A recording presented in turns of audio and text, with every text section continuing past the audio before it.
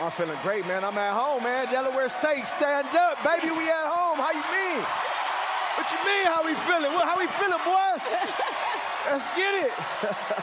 I love it. I love it. Look, we've seen a lot of former players kind of move into the HBU space. Michael Vick, obviously, over there at Norfolk State. You here at Delaware State. What attracted you to this university to coach?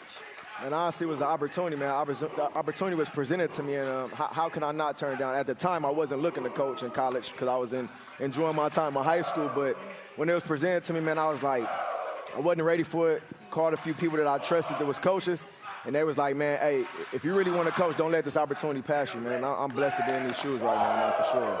Yeah. Well, this is the thing that a lot of people may not understand. Yep. But what's the difference in Coach DeSean Jackson and player DeSean Jackson? Man, that's a great question.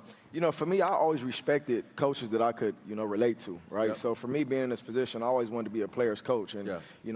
I try to give my young man an opportunity to be different, right? To be yourself, to be unique, because DeSean Jackson, the player, was different. I was unique. I stood out. You know what I'm saying? So that's the biggest thing, man. Letting my players be themselves and not be a police, not be a father. Just be an older mentor in their lives. And I want to push them and help them get to the next level. Absolutely. Well, I got to give a lot of love.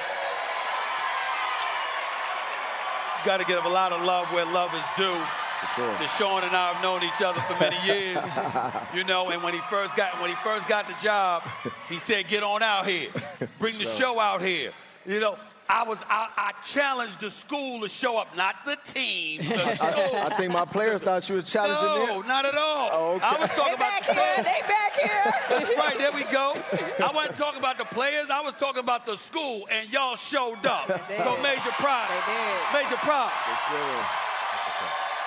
To get to you, piggybacking off of Cam's question to you, I want to know how challenging it is for you to do exactly what you just said, considering how times have changed, considering what you know, what you've learned, and what minefields you're teaching these young men to avoid.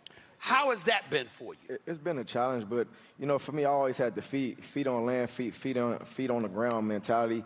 It's a lot of obstacles that present yourself at HBCUs, right? The resources but at the end of the day, I never got into how hard it may be because my career was hard. Like I didn't come in with glitz and glamorous careers, right? I was undersized, I was smaller, so they said I wouldn't make it. So that's the same approach I take here, right? When we was challenged, right, we was projected to be the last in the MEAC. So be it. We come in and we got a long schedule ahead of us, but every day we want to go 1-0. We want to win the day, right? We don't want to be 1% better. We want to be 2% better. And it's a challenge, but I'm blessed to be here because I know one thing. Them dudes back there, they hungry, man. They ready for the success. And we don't forget the projections. I got to ask you this real quick. What counsel, if any, do you get from NFL, college coaches? Are there any names that come to mind that you pick up the phone, you call? Because I know there's a lot of cats that's going to be there for you. Yeah, no, for sure. I would say first and foremost, Coach Andy Reid was like a second father to me. He always, if it wasn't for him, I probably, and a few others, I wouldn't be in the seat right now. Sean McVay, Uncle Prime, big bro Deion Sanders has helped as well too. And, he was at Jackson State, so he kind of gave me a little heads up on what to expect. But before becoming a head coach, I didn't know the ins and outs of what it takes. And it's a lot of things. You got to talk to admissions, compliance, teachers, like AD, it's a lot of things you got to talk. I'm thinking about going to go coach football. I'm like, it's all X's and O's, and it's not. So, it's a blessing to be here. And like I say, the challenges are what they are, but it's feet on land mentality, and we're going to attack everything. What's the best advice that you've gotten from some of those mentors that have helped you get this team to 5-3? Because I know that transition from being a player to a coach, just like you mentioned, is something that you've never experienced before. What is the best advice that you've gotten to get you or to find you some success? Don't take no for an answer. Just ask. Yeah. Just ask. And, for me, just really the challenges are what they are. But, I just take it head on, and I like the approach because them men right there, we work hard. And everything in life, if you work hard for, is possible. So we don't really care about anything else, right? What challenge we presented, put the ball down in between the white lines, man, we're going to get it on. That's our mentality. Before I go back to Cam, let me give y'all, I took the liberty, because you know me, I like to keep some of my receipts, and I took the liberty of looking up some numbers that I wanted to let y'all know, remind y'all of who y'all head football coach is. You're talking about a cat 15-year career, over 11,000 receiving yards, led the NFL in yards per reception 4 different seasons, 3-time Pro Bowl selection, has an NFL record 26 touchdowns of 60 or more yards. 26 touchdowns of 60 or more yards, including 5 that went for at least 80. I just want to let y'all know who y'all head football coach is. That's all I'm trying to say. That's all I'm trying to say. Salute. That's what I want to say. I'm going to also let y'all know who y'all football coach is because I had the honor of having him as a receiver for one of our Pro Bowls. Sure.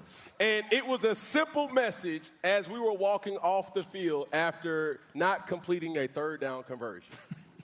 It was an explicit word that was used, but it was simply, in layman's terms or in corporate terms, get me the football. So, what I do? Say less. I'm going to get you the football. I say that because we're having some type of concern in Philadelphia with A.J. Brown. Could you please put people on game the mentality of a premier receiver? For sure. The personal statistics can be second fiddle or second thought. Great question. Especially Great question. when you have a team that's winning. Yep. Take us through it. Man, A.J. Brown, first and foremost, I love him, man. He's a heck of a player, man. He's worked hard and he's deserved everything he earned, you know what I'm saying, or he wants. For me to be a receiver, right, the top receivers, like you say, a number 1 wide receiver, we always get the stigma that we're prima donnas, right? At the end of the day, You are. If I'm a head coach and I get it from my wide receivers, man, I want you to want the ball, right? At the end of the day, sometimes you're winning, and sometimes the main thing may switch from, it's selfish, right? And it's never selfish with him because when he gets the opportunity, he makes the most out of it. So it's a difference if you asking for it, and then when you get it, you don't do nothing with it. But at the end of the day, the main thing is always to get a dub, right, and to win the football game. Sometimes, as a wide receiver, I only had 2-3 catches. I probably had the less targets, but I'm going to do the most with it, right? And I tell my guys that all the time. When you get an opportunity, make the most out your opportunity, and guess what? If you're frustrated or you're mad, you may miss your opportunity. So just understand that. Be patient, settle down. But, hey, A.J. Brown's a dog, and when he get the ball, he ball out. So you can't be mad. As a head coach, I want my wide receiver to want the ball. Yeah. Give him the damn ball. You guys are going up against your former Eagles teammate and Michael Vick this weekend when Norfolk State takes on Delaware State, and that'll be at the link. Just describe what that feeling Don't do that to me. That Don't do that to me. like for you. Man, that's a blessing. Honestly, man, this game right here was it was orchestrated by myself. This was our home game. Yeah. We had to jump over through some hurdles to make this game work. But shout out Jeffrey Lurie, shout out Tony Allen, and everybody who was a part of this to make this happen. But I think this is the first time in NFL history 2 elite teammates to play together or Elite, coaching. heavy on the elite. Elite, legendary, or coaching versus each other and being head coaches at their home field, man. So Philadelphia show up, man. Delaware, everybody show up, man. Show out. We're going to have a blast.